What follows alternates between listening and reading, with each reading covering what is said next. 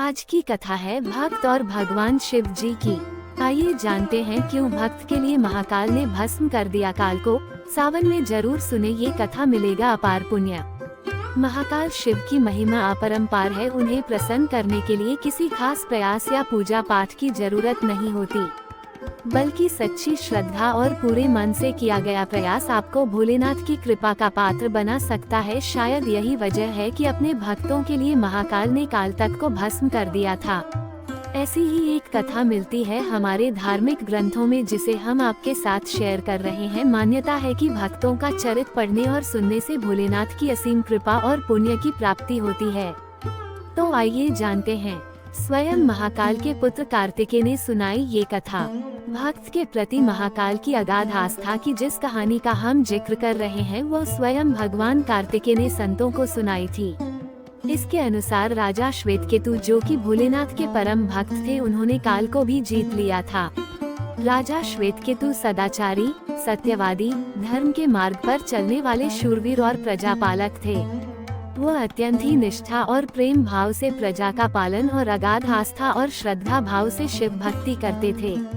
उनकी इस भक्ति भाव से महाकाल अत्यंत प्रसन्न थे। उनकी कृपा से श्वेतकेतु के राज्य के लोग दुख, दरिद्रता, अकाल मृत्यु और महामारी से अछूते थे। क्या हुआ जब पूरी हो गई राजा श्वेतकेतु की आयु। एक दिन जब राजा श्वेतकेतु का जीवन काल समाप्त होने को था और वह भोलेनाथ की आराधना में लीन थे, तब चित्रगुप्त ने यमराज से कहा कि राजा श्वेतकेतु की आयु अब पूरी हो चुकी है, अब उनके प्राण हरने का समय है। तब यमराज ने अपने दूतों को आज्ञा दी कि वे जाएं और श्वेतकेतु के प्राण हर लाएं। यमदूत राजा श्वेतकेतु के पास पहुँचे तो वह शिव मंदिर में थे। दूत बाहर ही खड़े हो गए। श्वेतकेतु गहरे ध्यान में थे। बहुत देर हो गई, न श्वेतकेतु का ध्यान टूटा न ये दूत हिले। दूत बिना अपना काम किए खड़े रहे। जब वे वापस नहीं पहुँचे तो यमराज ने विलंब होते देखा तो कालदंड संभाला और खुद चल पड़े। क्या होगा जब यमराज स्वयं पहुँचेंगे राजा श्वेतकेतु के प्राण हरने। दूतों के आने में देरी होने के चलते यमराज स्वयं ही राजा श्वेतकेतु के प्राण हरने पहुँचे, लेकिन वहां उन्होंने देखा कि वह तो महादेव की साधना में लीन है। अब तो वह सोच में पड़ गए कि इसके प्राण कैसे हरें। उन्होंने सोचा कि यह अभी पूरी तरह शिव पूजा में डूबा है। इस स्थिति में शिव पूजा का उल्लंघन नहीं किया जा सकता। तब वो भी बाहर ही खड़े हो गए। उधर जैसे ही काल को इसकी सूचना मिली तो उन्होंने तलवार निकाली और शिव मंदिर में जा घुसे। काल ने देखा कि राजा श्वेतकेतु अभी भी भगवान शिव के लिंग स्वरूप के सामने बैठे ध्यानमग्न हैं। वह झपटकर आगे बढ़ा और जैसे ही उसने राजा श्वेतकेतु का सिर काटने के लिए तलवार उठाई, शिव ने अपना तीसरा नेत्र खोलकर काल की ओर देखा। तब शिव जी के तीसरे नेत्र से ऐसे भस्म हुआ काल। भोलेनाथ का तीसरा नेत्र खुलते ही काल वहीं राजा श्वेतकेतु के सामने जलकर भस्म हो गया।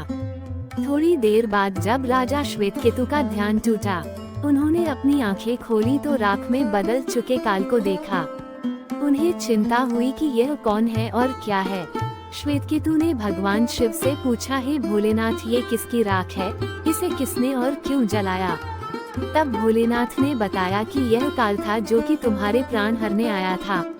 राजा श्वेतकेतु ने कहा कि हे महाकाल, ये तो आपकी ही आज्ञा से तीनों लोक में विचरता है, लोक को नियंत्रण में रखता है। इसी के भय से तो लोग पुण्य कार्य करते हैं।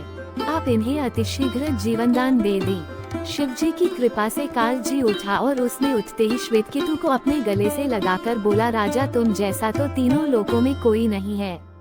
तुमने तो अजेय काल को भी जीत लिया। तब काल ने कहा कि इनकी नहीं होगी अकाल मृत्यु। जीवनदान पाकर काल और यमराज ने कहा कि ऐसे जातक जो शिव जी के परम भक्त हैं, सच्चे मन और पूरी श्रद्धा से महाकाल की पूजा में लीन रहते हैं, सिर पर जटा और गले में रुद्राक्ष पहनते हैं, विभूति का त्रिपुंड ललाट पर लगाते और पंचाक्षर मंत्र का जप करते हैं, उन्हें कभी भी अकाल मृत्यु का ग्रास नहीं बनना पड़ेगा। कथा के अनुसार इस आशीर्वाद के बाद श्वेतकेतु ने लंबे समय तक राज किया और फिर महाकाल की कृपा पाकर उनमें ही विलीन हो गए। दोस्तों कमेंट के माध्यम से यह बताएं कि भगवान शिव जी के भक्त का यह आर्टिकल आपको कैसा लगा। ऐसे ही धार्मिक कथाएं सुनने के लिए सब्सक्राइब करें अपना YouTube चैनल टारगेट ज्ञान 01।